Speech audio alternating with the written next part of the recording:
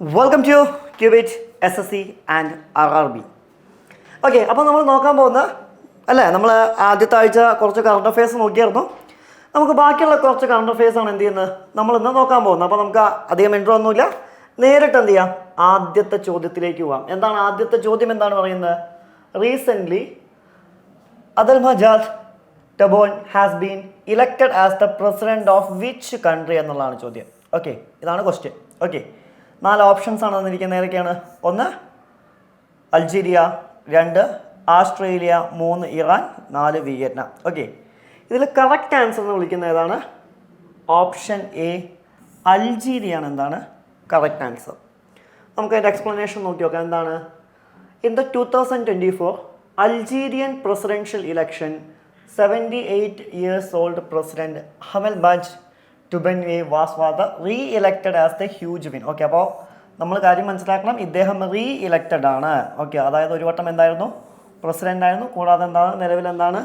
റീഇലക്റ്റഡ് ആണ് എന്നുള്ളതാണ്. ഓക്കെ, ഇനി ഇലക്ഷൻ നടന്നത് എപ്പോഴാണെന്ന് ചോദിച്ചു കഴിഞ്ഞാൽ എപ്പോഴാണ്? 2024 തന്നെയാണ് എന്താണ് ഇലക്ഷൻ നടക്കുന്നതായിട്ട് എന്ത് ചെയ്യാൻ പറ്റുക? നമുക്ക് കാണാൻ പറ്റുക. ചിലപ്പോൾ ചോദിക്കാം അദ്ദേഹത്തിന് എത്ര വാലിഡ് വോട്ട്സ് കിട്ടിയെന്ന് ചോദിക്കാം. ഇപ്പോൾ നമുക്കറിയാം ഏത് വ്യക്തിക്കാണോ മെജോറിറ്റി കിട്ടുന്ന അദ്ദേഹത്തെയാണ് നമ്മൾ തിരഞ്ഞെടുക്കുക.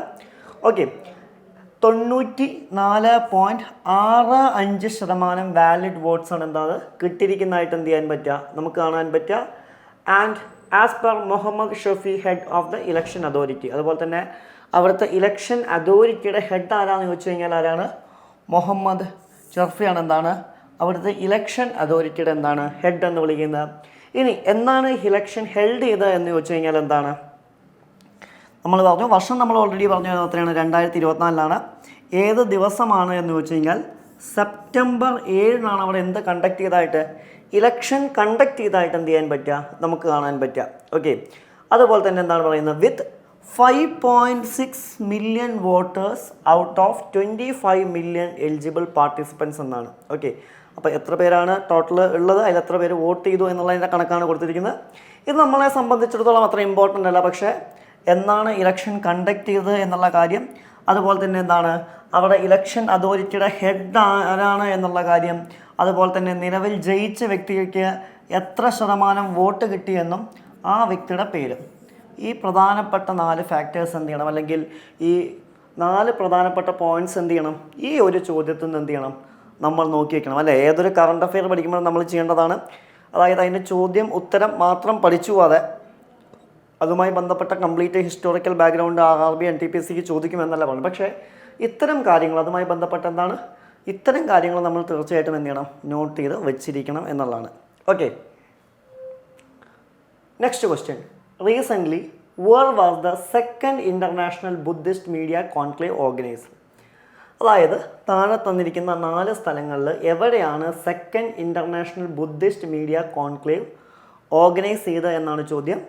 Option A New Delhi, option B Kolkata, option C Chennai and option D Bengaluru. Okay, 4 സ്ഥലങ്ങളാണുള്ളത്. So correct answer ഏതാണ്? ഓപ്ഷൻ എ ന്യൂഡൽഹിയാണ് ഇത് കറക്റ്റ് ആൻസർ എന്ന് വിളിക്കുന്നത്. ഓക്കെ, അപ്പോൾ നമുക്ക് നോക്കി നോക്കാം എന്താണ്. അപ്പോൾ second international Buddhist media conclave organise ചെയ്ത് ന്യൂഡൽഹിയിലായിരുന്നു. എന്നാണ് ഓർഗനൈസ് ചെയ്തത് എന്ന് ചോദിച്ചു കഴിഞ്ഞാൽ എന്താണ്? സെപ്റ്റംബർ 11 എന്ത് ചെയ്യുന്നത്? ഇത് ഓർഗനൈസ് ചെയ്യുന്നതായിട്ട് എന്ത് ചെയ്യാൻ പറ്റുക? നമുക്ക് കാണാൻ പറ്റുക. ഇനി ഇതിൻ്റെ പ്രധാനപ്പെട്ട തീം എന്താണെന്ന് ചോദിച്ചു കഴിഞ്ഞാൽ എന്താണ്? Mindful communications for conflict avoidance and sustainable development എന്നാണ്. ശ്രദ്ധിക്കണം, എന്താണ്? Mindful communication for conflict avoidance and sustainable development. ഇതാണ് ഏതിൻ്റെ തീം എന്ന് വിളിക്കുന്നത്? ഇതിൻ്റെ തീം എന്ന് വിളിക്കുന്ന വളരെ ഇമ്പോർട്ടൻ്റ് ആയൊരു കാര്യമാണ്. പിന്നെ എന്താണ് പറയുന്നത്? The conclave will explore how Buddhist techniques can be integrated into modern media practices to address global issues and build trust in media. അതായത് ഈ ബുദ്ധിസ്റ്റ് പ്രാക്ടീസസ് എങ്ങനെ മീഡിയസിലേക്ക് ഇൻ്റഗ്രേറ്റ് ചെയ്യാം, എങ്ങനെ ഒരു ട്രസ്റ്റി മീഡിയഷിപ്പ് കൊണ്ടുവരാം എന്നുള്ളതൊക്കെയാണ് എന്ത് ചെയ്യുന്നത് ഇതിൽ പ്രധാനമായിട്ടും ചർച്ച ചെയ്തതായിട്ട് കാണാൻ പറ്റുക. ഓക്കെ, ഇതിൽ നമ്മൾ പ്രധാനപ്പെട്ട നോക്കേണ്ട പോയിന്റുകൾ എന്ന് വിളിക്കുന്നത്, 1 എവിടെയാണ് ഈ കോൺക്ലേവ് എന്ത് ചെയ്ത് കണ്ടക്ട് ചെയ്തത്? നമ്മൾ പറഞ്ഞു ന്യൂഡൽഹിയാണ്. രണ്ടാമത് നമ്മൾ പോയിന്റ് നോക്കേണ്ട ഒരു കാര്യം എന്ന് പറയുന്നത് ഏത് ഡേറ്റിനാണെന്ന് നമ്മൾ പറഞ്ഞു. എന്നാണ്? സെപ്റ്റംബർ 11 എന്ത് ചെയ്യുന്നത് ഇത് നടത്തിയതായിട്ട് എന്ത് ചെയ്യാൻ പറ്റുക? നമുക്ക് കാണാൻ പറ്റുക. മൂന്നാമത് നമ്മൾ നോക്കേണ്ട ഒരു കാര്യം എന്ന് പറയുന്നത് അതിൻ്റെ തീം എന്തായിരുന്നു. ഓക്കെ, നമ്മൾ ഈ ഇമ്പോർട്ടൻറ്റ് ഡേയ്സ് ഒക്കെ പഠിക്കുമ്പോൾ അതിൻ്റെ തീം പഠിക്കാറുണ്ടല്ലേ, അതുപോലെ തന്നെ എന്താണ് അതിൻ്റെ തീം എന്തായിരുന്നു എന്നുള്ള കാര്യം എന്ത് ചെയ്യണം നമ്മൾ നോക്കണം. അത് നമ്മൾ പറഞ്ഞു എന്താണ് തീം എന്ന് വിളിക്കുന്നത്, എന്താണ് mindful communications for conflict avoidance and sustainable development എന്നുള്ളതാണ് ഏതിൻ്റെ തീം എന്ന് വിളിക്കുന്നത്, ഈ ബുദ്ധിസ്റ്റ് മീഡിയ കോൺക്ലേവിൻ്റെ എന്താണ് തീം എന്ന് വിളിക്കുന്നത്. ഓക്കെ, അപ്പോൾ ഈ 3 പ്രധാനപ്പെട്ട പോയിന്റുകളാണ് അല്ലെങ്കിൽ ഈ 3 പ്രധാനപ്പെട്ട ഫാക്റ്റുകളാണ് നമുക്ക് ഇവിടെ നോക്കാനുള്ള. ഈ ഒരു ഭാഗത്ത് നമുക്ക് പ്രധാനമായിട്ടും എന്താണ് നോക്കാനുള്ളതായിട്ട് എന്ത് ചെയ്യാൻ പറ്റുക, നമുക്ക് കാണാൻ സാധിക്കുക.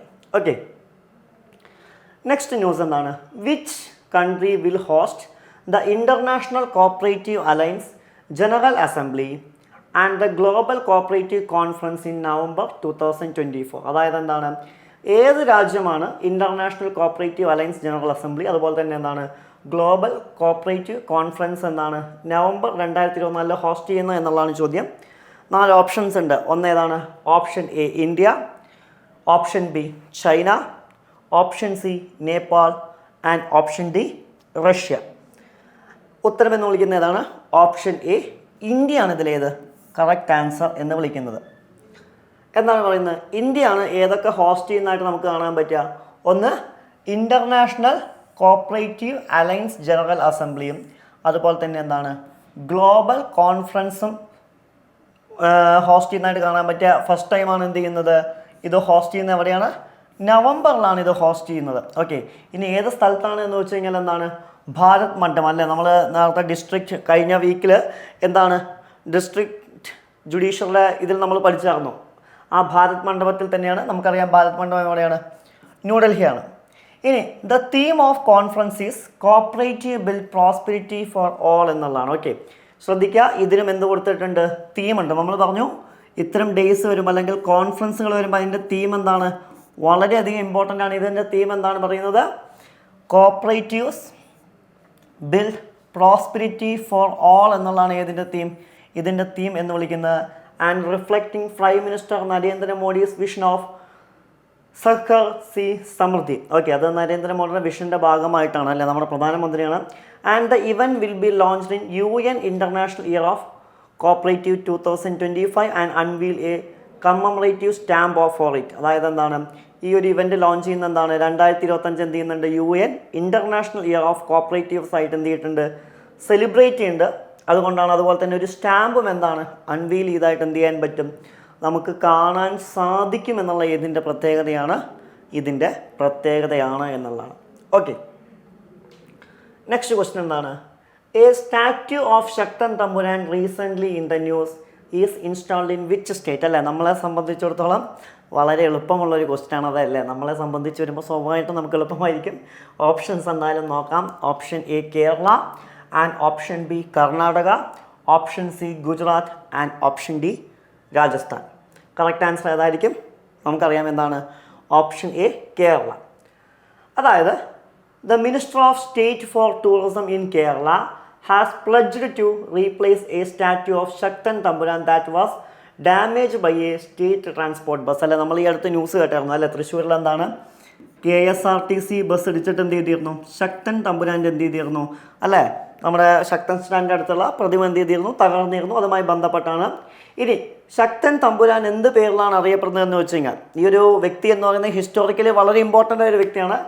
സോ അതുകൊണ്ട് തന്നെ ശക്തൻ തമ്പുരാൻ എന്ത് പേരിലാണ് അറിയപ്പെടുന്നതെന്ന് വെച്ച് കഴിഞ്ഞാൽ എന്താണ്, രാജ രാമവർമ്മ കുഞ്ഞിപ്പിള്ളൈ അല്ലെങ്കിൽ രാമവർമ്മ നയൻ എന്നുള്ള പേരിലാണ്. ഓക്കെ, അപ്പോൾ അദ്ദേഹം എന്തൊക്കെ പേരുകൾ അറിയപ്പെടുന്നുണ്ട്, രാജ രാമവർമ്മ കുഞ്ഞിപ്പിള്ളൈ എന്നുള്ള പേരിലോ അല്ലെങ്കിൽ രാമവർമ്മ നയൻ എന്നുള്ള പേരിലോ എന്ത് ചെയ്യുന്നുണ്ട്, അറിയപ്പെടുന്നുണ്ട്. കൊച്ചി ഭരിച്ചിരുന്ന അല്ലേ, അന്ന് നമുക്കറിയാം കൊച്ചി എന്നുള്ള രാജ്യമാണ്. ഓക്കെ, കൊച്ചി ഭരിച്ചിരുന്ന ആളായിരുന്നു.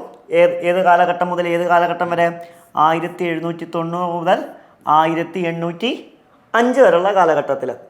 ഇനി അദ്ദേഹം എപ്പോഴാണ് ജനിക്കുന്നത് എന്ന് വെച്ച് കഴിഞ്ഞാൽ എപ്പോഴാണ്, 1751 എന്ത് ചെയ്യുന്നത്, അദ്ദേഹം ജനിക്കുന്നതായി കാണാൻ പറ്റുക. കൊച്ചിൻ റോയൽ ഫാമിലിയിലാണ് അദ്ദേഹം എന്ത് ചെയ്യുന്നത്, ജനിക്കുന്നത്. അതുപോലെ തന്നെ അദ്ദേഹത്തിൻ്റെ ആണ്ടാണ് അദ്ദേഹത്തിന് എന്ത് ചെയ്യുന്നത്, എന്ത് പേരിടുന്നത്, ശക്തൻ എന്ന പേരിടുന്നത് അല്ലേ.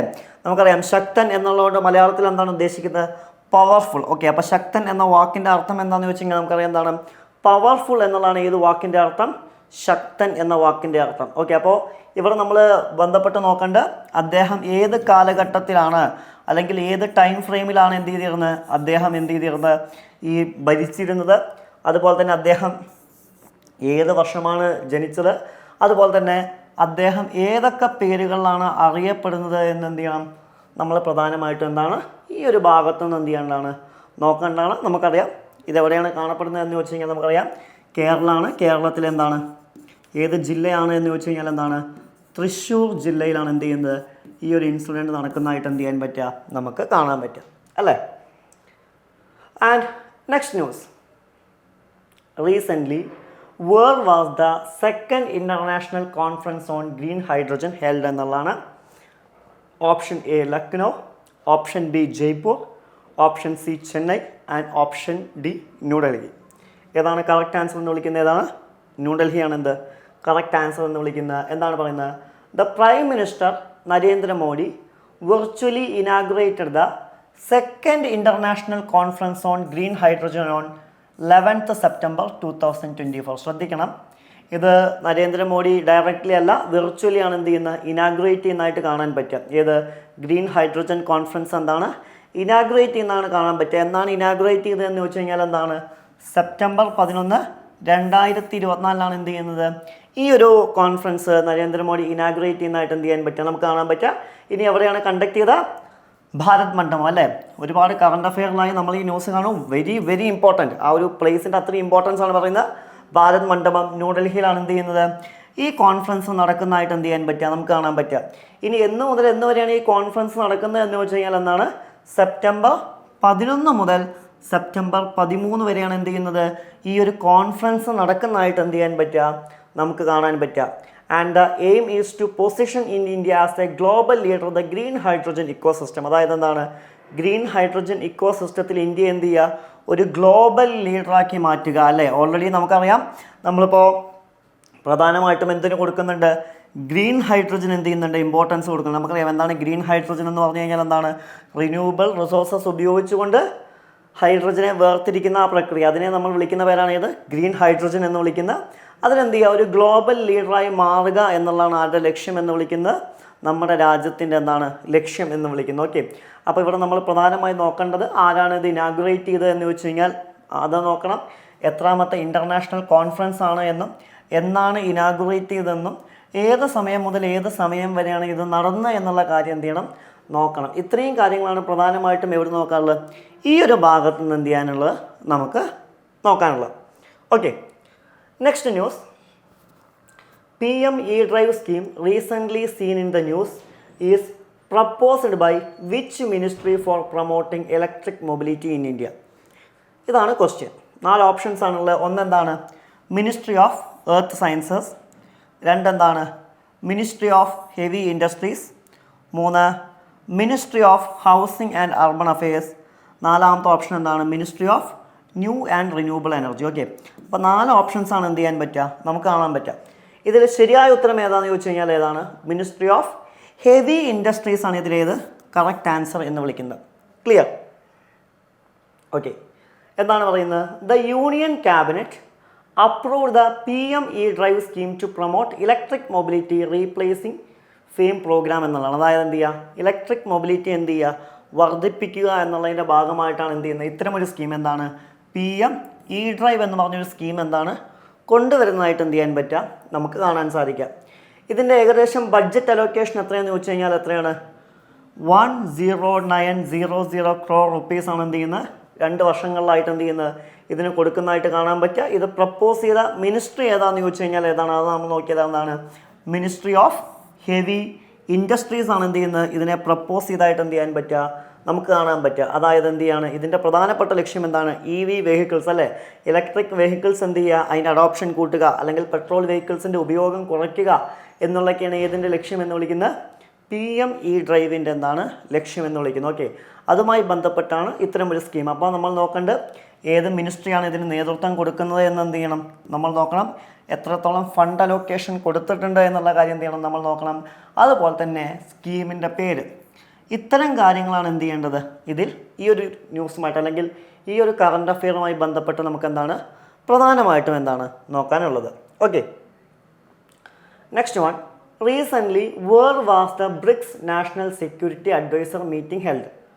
അതായത് ഈ അടുത്ത് എപ്പോഴാണ് അല്ലെങ്കിൽ എവിടെയാണ് ബ്രിക്സിൻ്റെ, നമുക്ക് ബ്രിക്സ് എന്താണെന്ന് നമുക്കറിയാമല്ലോ, ഒരുപാട് നമ്മൾ കേൾക്കുന്ന ഇൻ്റർനാഷണൽ ഓർഗനൈസേഷൻസിലൊന്നാണ് ബ്രിക്സ്.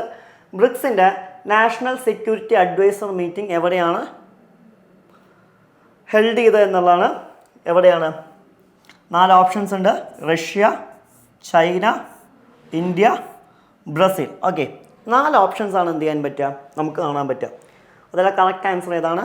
ഓപ്ഷൻ എ, റഷ്യയാണ് ഇതിലേത് കറക്റ്റ് ആൻസർ എന്ന് വിളിക്കുന്നത്. ഓക്കെ, എന്താണ് പറയുന്നത്? National security adviser Ajit Doval met Russian president Vladimir Putin. നമുക്കറിയാം നമ്മുടെ നാഷണൽ സെക്യൂരിറ്റി അഡ്വൈസറാണ് അജിത് ഡോവൽ. അദ്ദേഹം ആരെ കണ്ടിട്ടുണ്ട്? റഷ്യൻ പ്രസിഡൻ്റായിരുന്ന വോൾഡമർ പുടിൻ എന്നാണ് 12 സെപ്റ്റംബർ 2024 ഡ്യൂറിങ്, അതായത് ബ്രിക്സ് സമ്മിറ്റിൻ്റെ ഭാഗമായിട്ട് അദ്ദേഹം എന്ത് ചെയ്തിരുന്നു, കണ്ടിരുന്നു. അതൊരു മീറ്റിംഗ് ഉണ്ടായിരുന്നു, അതുമായി ബന്ധപ്പെട്ടാണ് ഈ ന്യൂസ് വന്നത്.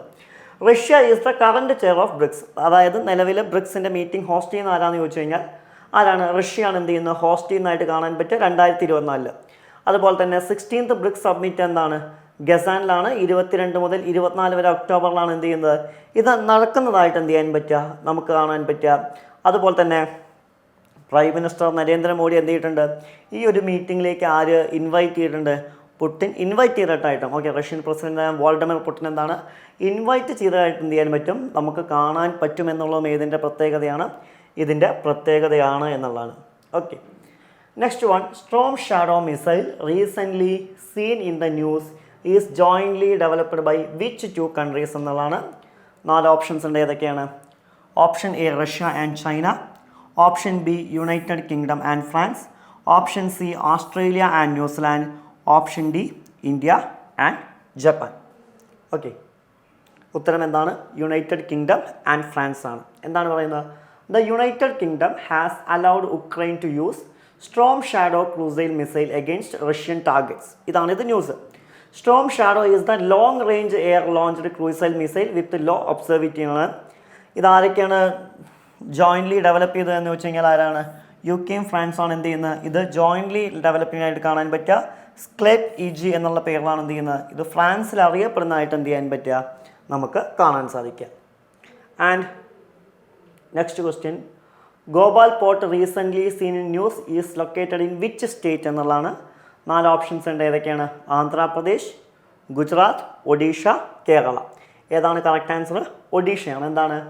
ഒഡീഷ ഗവൺമെൻറ് എന്ത് ചെയ്യുന്നുണ്ട്, transferring 90% of equity shares of Gopal port to Adani ports and special economic zones. ഇതാണ് ഇത് ന്യൂസിൽ വരാനുള്ള കാരണം. അതായത് 95% ഷെയർ ആർക്ക് കൊടുക്കുന്നു? അദാനി പോർട്ട്സിനും സ്പെഷ്യൽ എക്കോണമിക് സോൺസിനും കൊടുക്കുന്നുണ്ട്. And Gopalpur port is the deep draft multi cargo port on India's east coast in Odisha എന്നുള്ളതാണ്. The port handles 20 million metric tons of cargo annually എന്നുള്ളതും ഏതിൻ്റെ പ്രത്യേകതയാണ്? ഇതിൻ്റെ പ്രത്യേകതയാണ്.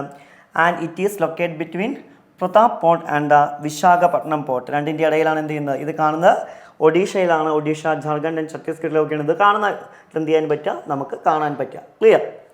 And next news, which city of India recently hosted significant dialogue focus on governance of commerce. 4 options ആണ്. ഏതൊക്കെയാണ്? Option A, New Delhi. Option B, Kolkata. Option C, Gandhinagar. And option D, Chennai. ഏതാണ് correct answer? Option A, ന്യൂഡൽഹിയാണ്. Okay, ഡൽഹിയിലാണ് ഇത് host ചെയ്തതായിട്ട് എന്ത് ചെയ്യാൻ പറ്റുക, നമുക്ക് കാണാൻ പറ്റുക. ഏകദേശം 500 ഗ്രാസ് റൂട്ട് റെപ്രസെൻറ്റേറ്റീവ് ആണ് എന്ത് ചെയ്യുന്നത്, ഇത് പാർട്ടിസിപ്പേറ്റ് ആയിട്ട് എന്ത് ചെയ്യാൻ പറ്റുക, നമുക്ക് കാണാൻ പറ്റുക എന്നുള്ളതും ഏതിൻ്റെ പ്രത്യേകതയാണ്? ഇതിൻ്റെ പ്രത്യേകതയാണ് എന്നുള്ളതാണ്. ഓക്കെ, അപ്പോൾ ഈ കറണ്ട് അഫയേഴ്സാണ് നമുക്കിവിടെ നോക്കാനുള്ളത്. ഈ സെക്കൻഡ് ക്ലാസ്സിൽ നിന്ന് എന്താണ് നമുക്ക് നോക്കാനുള്ളത്. Okay, thank you.